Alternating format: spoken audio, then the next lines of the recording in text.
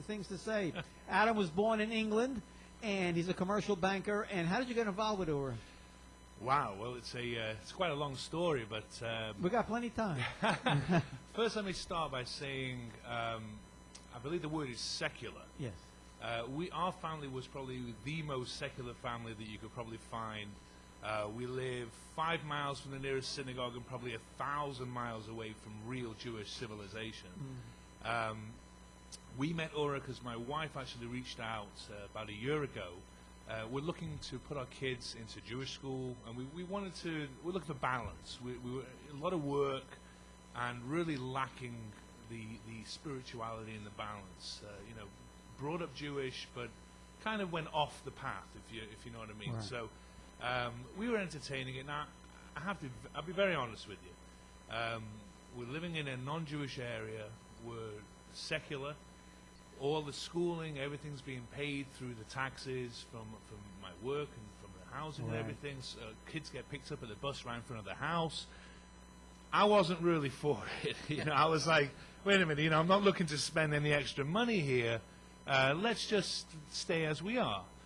Well, it happened to be that my wife said, let's go to a Shabbaton. Let's see what it's all about, being with Jewish families for the whole weekend and just having an enjoyment. And we went to a Shabbaton, and I have to tell you, that's what, it flipped a switch. It lit a light. It did something in me. I don't quite understand it, but all I knew is that when we came back from that Shabbaton, I wanted to sit with somebody. I wanted to understand. I wanted to learn. And we were introduced through a rabbi friend of ours in Lakewood, Rabbi Przansky, to the folks at Oorah, to Rabbi Beer. And we started a dialogue. And, my wife says, we want the kids to go to Jewish school.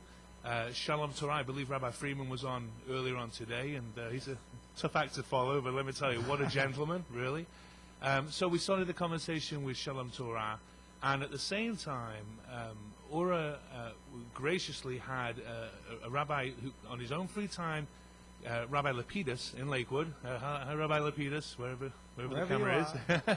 And I started learning with him, and meanwhile, the discussions of getting the kids into Jewish school happened. I remember I got 3 boys, all in public school. A 12-year-old, a 10-year-old, and a 4-year-old. Were you happy with the education in public school? Very. My boys, my eldest son was in the Omni program, gifted program, which is one of the reasons why, I didn't believe that the education could be as good as what we were getting. Right. So we were going back and forth, and then it was like the week before school started. And my wife said, look, Rabbi Beer's on the phone, Rabbi Freeman's calling. What are we doing? Let's make a decision. What are we going to do? And I said, you know what? Do it. Pull them out. And what we did was we pulled the kids, and the public school's calling as well. What are you doing? Wow. We pulled all 3 boys out of public school, and thank God with the help and the support of Oorah, we were able to get all 3 of them into Shalom Torah in Twin Rivers. And I have to tell you, it's not just a commitment from us for the kids, because we want them to have a good Jewish upbringing. It's an hour away from our house where the school is.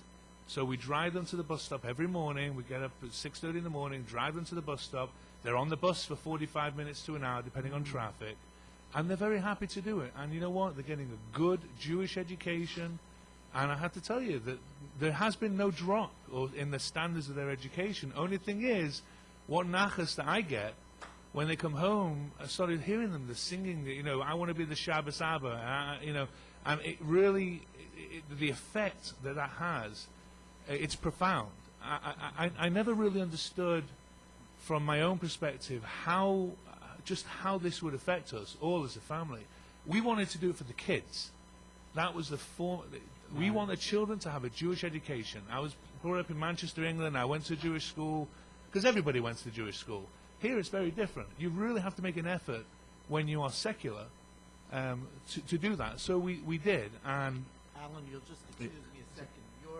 Your presentation is so articulate that our boards are going crazy over here. Oh. Do you see that? Yeah, I mean, it's amazing. So we're going to ask all our listeners. We know you want to invest in stories such as Alan's. You could do it 2 ways right now. either www.oorah.org, www.oorah.org, or by dialing our, secret number, 732-415-7402. And again, that's 415-7402, and the normal number is 1-877-7-AUCTION. Adam, excuse me, keep on talking. No, please, and I would just echo that as well, because if it wasn't for the support of the millions of people that listen to radio-thons and internet-thons and all the fundraising, and by the way, for everyone who doesn't know this, there's thousands of people out here that are manning the phones, and I couldn't find any parking. I parked a mile away, by the way. No, all volunteers. All volunteers. Yes. And I just want you to understand that the dollars that you raise here changes people's lives. And there's more to the story. It's not just about the kids. I was referring to it earlier in the show that there's a thing called LAE, a life-altering event. This meeting, Oorah, is a life-altering event. In more ways than anything. Remember, for me, it was about balance. It was about finding some spirituality. By the way, just as a celebration, yesterday, with Rabbi Lapidus, we finished learning Bereshit. Wow. That was as of yesterday. Wow.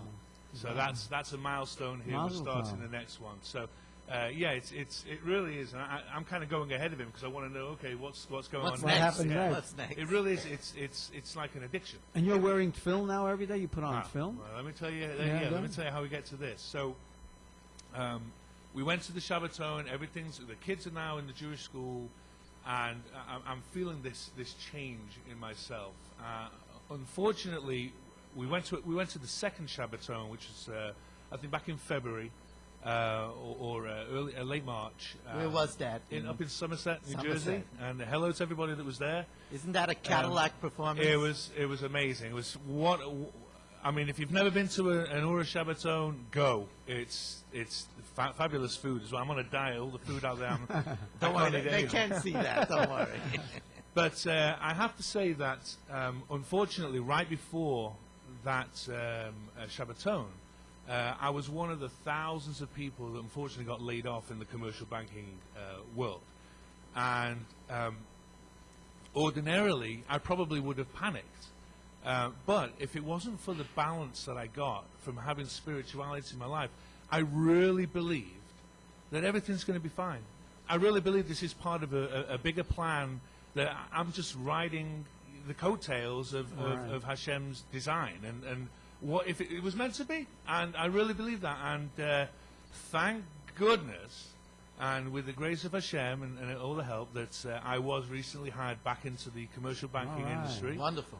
And we weren't hurt. My severance, actually, the day my severance ended was the day that I got hired. Wow. Can't make this You stuff must up. have davened good.